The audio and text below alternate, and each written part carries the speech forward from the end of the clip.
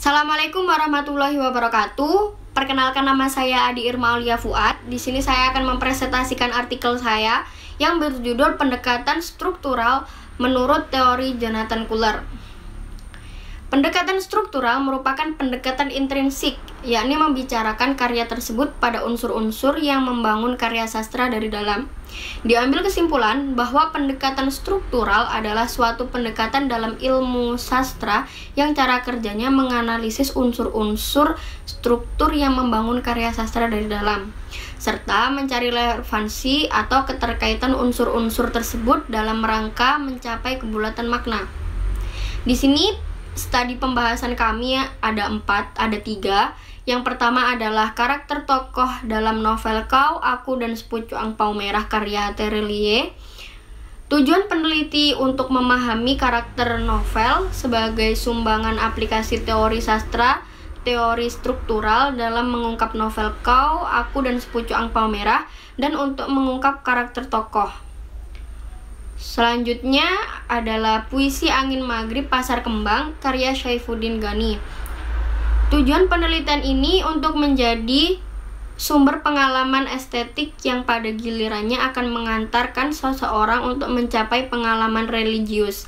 Dan yang terakhir adalah analisis struktural antologi puisi Hujan Lolos di Sela Jari karya Yudhiswara. Penelitian ini bertujuan untuk mendeskripsikan struktur fisik dan struktur batin puisi yang terdapat dalam karya puisi Hujan Lolos di Sela Jari karya Yudhiswara. Penelitian ini difokuskan pada masalah yaitu struktur fisik puisi dan struktur batin puisi. Tujuan menulis artikel ini adalah untuk mengetahui bagaimana cara menggunakan metode pendekatan struktural dalam penerapan yang berbeda dan mengetahui metode ini dari sastrawan atau filosof lain yang membahas tentang pendekatan struktural. Mengetahui dari metode-metode Jonathan Kuller dan pencapaian Jonathan Kuller yang bisa kita terapkan pada penulisan sastra ataupun kehidupan sehari-hari. Terima kasih, sekian. Bismillah, saya akan meneruskan lagi presentasi yang diawali oleh Adi Irma. Dan sekarang saya akan menjelaskan mengenai teori Jonathan Kuller. Nah, dalam suatu komunikasi sastra, tanda dalam sebuah puisi pada dasarnya berunsur untuk memungkinkan terjadinya proses produksi oleh penyair dan proses penafsiran makna oleh pembaca. Kemudian Kuller menekankan pentingnya perspektif pembaca terhadap kemampuan pemahaman kebahasaan dan pengenalan tanda. Sebab objek puisi yang nyata bukan karyanya sendiri, melainkan kemampuan pemahamannya. Jadi kita pentingnya untuk paham apa yang sedang kita teliti tersebut, bukan untuk karya kita yang akan kita buat. Kemudian ia yakin bahwasanya kita dapat menentukan aturan-aturan yang menguasai penafsiran teks, tetapi bukan aturan-aturan yang menguasai penulisan teks. Jadi pemahamannya, penafsirannya gitu, tafsirkan.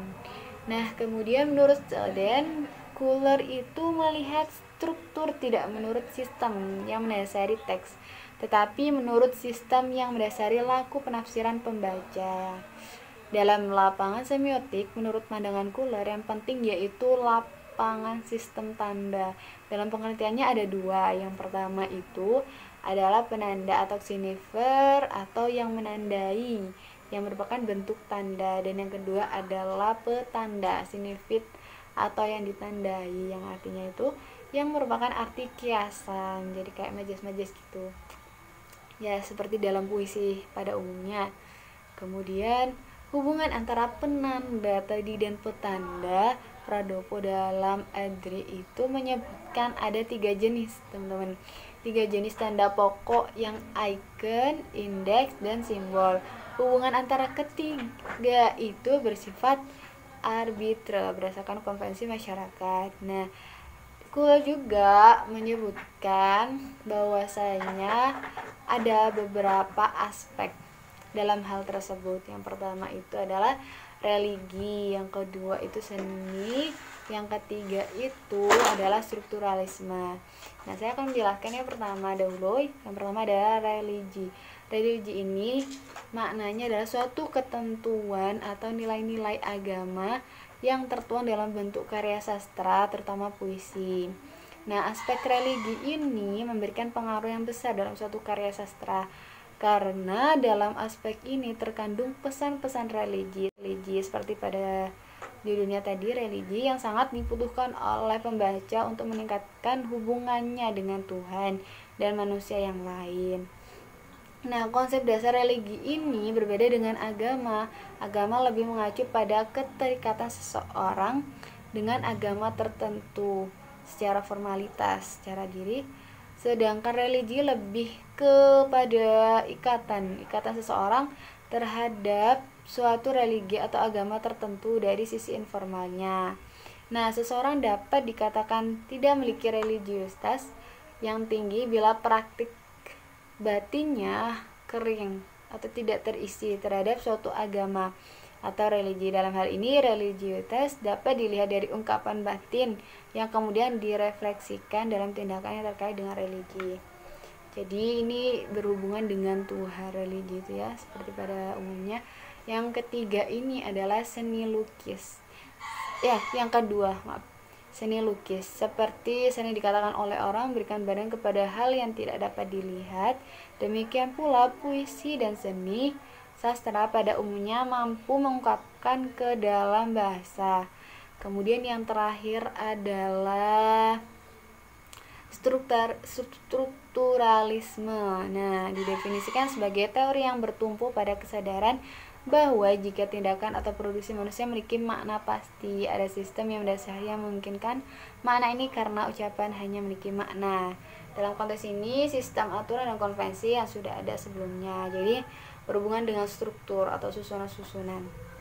Seperti itu. Sekian dari kami. Wassalamualaikum warahmatullahi wabarakatuh.